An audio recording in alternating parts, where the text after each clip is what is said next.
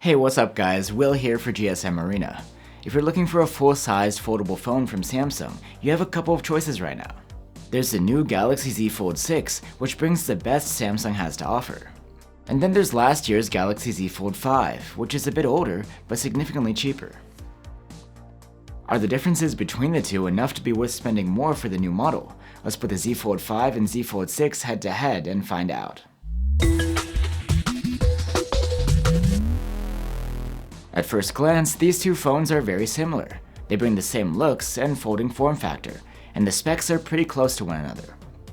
There are some subtle differences though, so let's go through those. First off, while the Z Fold5 is IPX8 rated against water submersion, the Z Fold6 is IP48, which means it also has some additional dust protection. The design of the Z Fold6 is also a bit more compact and refined.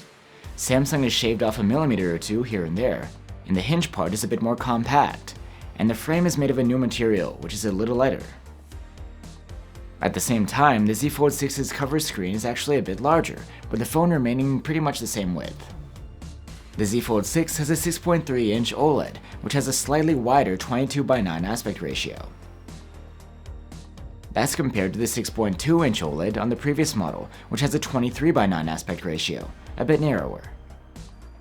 It's only a 0.1-inch difference, but the change in width means that content looks a tad better. When comparing the inner displays, there's no difference in size, but again the aspect ratio differs slightly.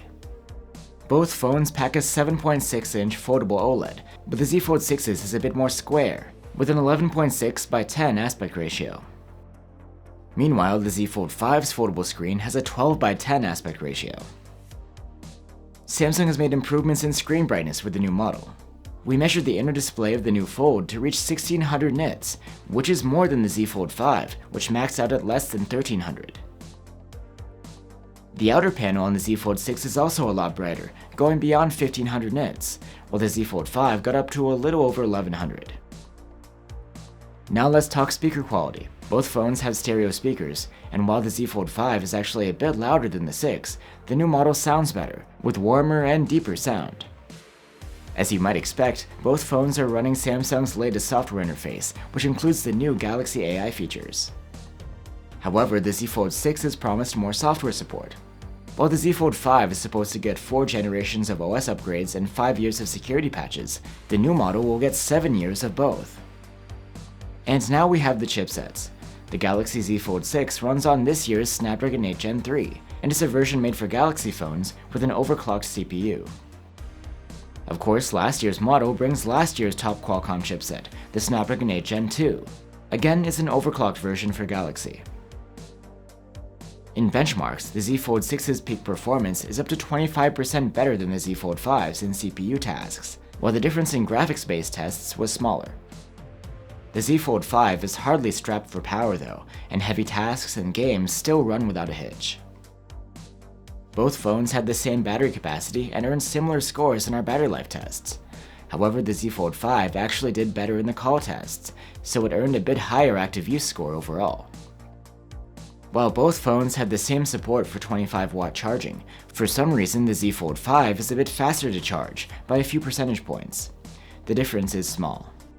And when it comes to cameras, these two devices share the exact same hardware. With either phone, you have a 50-megapixel main cam, a 10-megapixel 3x telephoto camera, and a 12-megapixel ultra-wide cam. During the day, the two devices actually deliver slightly different looking photos with all of the 3 cameras on the back. That's because Samsung has made some changes in its processing. The new model goes for slightly less saturated colors and uses less sharpening. This means that the Z Fold5 resolves fine detail, like grass, a tad better than the Z Fold6 due to the added sharpness, but the Z Fold6's photos are more natural looking overall. We found some notable differences in the nighttime post-processing too. The Z Fold6 has a more balanced and natural looking approach to night mode. The additional sharpening on the Z Fold5 and the overly bright shadows make the stills look a bit artificial. And here's a comparison of the selfies. Since these are foldable phones, there are several ways you can take them. These come from the selfie cam embedded in the cover screen. With the selfie cam within the inner screen, which is meant more for video calls, the quality is pretty poor. Or you can shoot with the rear cameras, using the cover screen as a viewfinder. Of course, this provides the best quality and versatility. And here's a comparison of selfie videos taken with the main cam. It appears that Samsung didn't mess with the video processing much. We're hard-pressed to find any difference between the 4K footage of these two phones. So there you have it, the Galaxy Z Fold6 and Z Fold5. The differences between the two are subtle, but they're worth keeping in mind. With the Z Fold6, you get a slightly lighter and more comfortable build, and some dust protection. The cover screen is slightly bigger, and both displays are brighter. The speakers sound a bit better. Software support is much longer, and the chipset is more powerful. Finally, the camera processing is more natural. On the other hand, the Galaxy Z Fold5 has better battery life for calls. Its speakers are a bit louder, is slightly faster to charge, and its photo processing is a bit more expressive. But most important of all, it's less expensive. That price difference can amount to over 200 euros in savings with the older model, and that could be the deciding factor for many people, despite the Z Fold6 being a more refined and future-proof device. Thanks for watching, and I'll see you on the next one.